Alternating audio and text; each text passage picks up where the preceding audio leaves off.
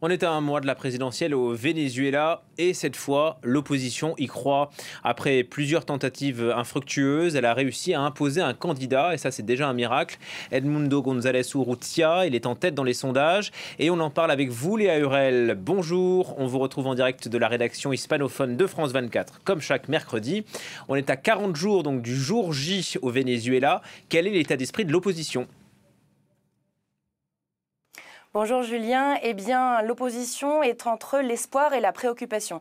L'espoir tout d'abord, comme vous le disiez très justement, car depuis l'arrivée au pouvoir au Venezuela de Nicolás Maduro en 2013, c'est la première fois que l'opposition unifiée participe à la présidentielle. Et d'ailleurs les chiffres des derniers sondages lui sont très favorables.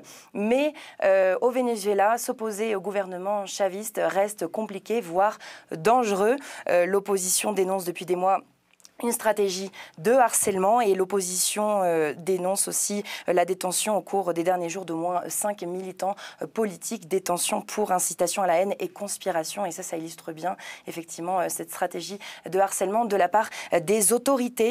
D'ailleurs, de manière plus globale, l'ONG Foro Penal a indiqué dénombrer actuellement 278 prisonniers politiques en tout au Venezuela. Mais en plus des détentions arbitraires, il y a d'autres obstacles auxquels doit faire face l'opposition, celle qui avait massivement remporté la primaire de l'opposition en octobre dernier, Maria Corina Machado, eh bien, elle a été déclarée inéligible par le gouvernement de Nicolás Maduro. L'opposition, elle a tenté d'inscrire une autre candidate, une universitaire qui porte d'ailleurs le même prénom, Corina Lloris, mais le gouvernement de Nicolás Maduro a également disqualifié la candidature de cette femme politique. La plateforme unitaire démocratique, qui est le nom de cette coalition d'opposition unifiée. Elle a donc finalement présenté et confirmé en dernier recours le 21 avril dernier la candidature d'Edmundo González Urrutia. Et c'est donc Edmundo González Urrutia qui fera face à Nicolás Maduro ainsi que d'autres candidats mais qui ont beaucoup moins de poids politique lors du vote le 28 juillet prochain. Alors, qui est cet Edmundo González Urrutia, l'homme qui veut ravir le pouvoir à Nicolás Maduro ?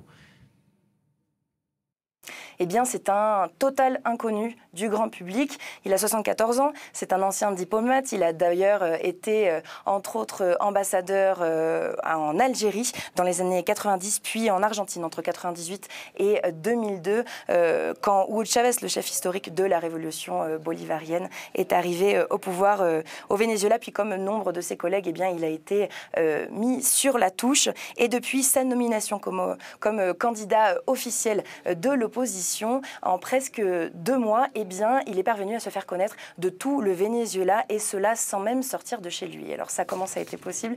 Eh bien, c'est parce que la chef de file de l'opposition et ex-candidate, Maria Corina Machado, c'est elle qui fait campagne à sa place, c'est elle qui sillonne le pays pour tenter de rallier la population au cri de Todo el mundo con Edmundo, tout le monde avec Edmundo, scandé sur des airs de salsa, alors même que ce sont deux personnages politiques assez différents, notamment sur leur rapport avec l'actuel président Nicolás Maduro. González Urrutia, lui, il l'appelle par exemple Monsieur le Président et il a parlé à plusieurs reprises du recours au dialogue avec Maduro. Il prône ce recours au dialogue avec l'actuel président, alors que Machado, elle est bien plus virulente et elle a assuré à plusieurs reprises que le jour où le président quittera le pouvoir, eh bien, elle ferait tout son possible pour le faire traduire en justice.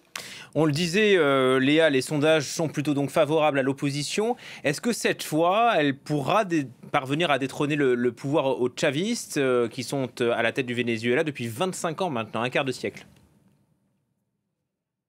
Eh bien, Julien, c'est la première fois en 25 ans qu'effectivement, il y a une possibilité tangible, réelle. Mais cela reste une issue effectivement très incertaine.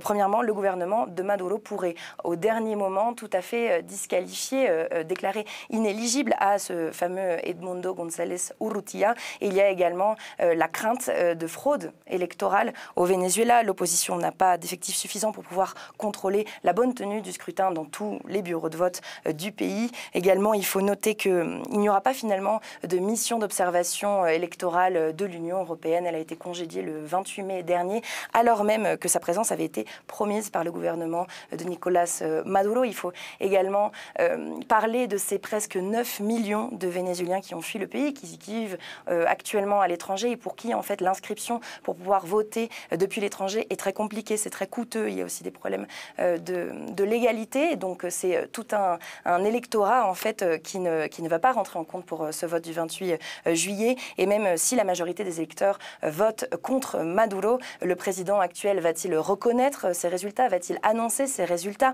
Ce qui pourrait aussi se passer, c'est voir Maduro quitter le pouvoir à la suite d'un accord avec l'opposition dans lequel il chercherait probablement à être protégé contre les poursuites judiciaires qui pèsent sur lui à l'international. Mais toutes les réponses à ces questions, eh bien, nous les aurons fin juillet.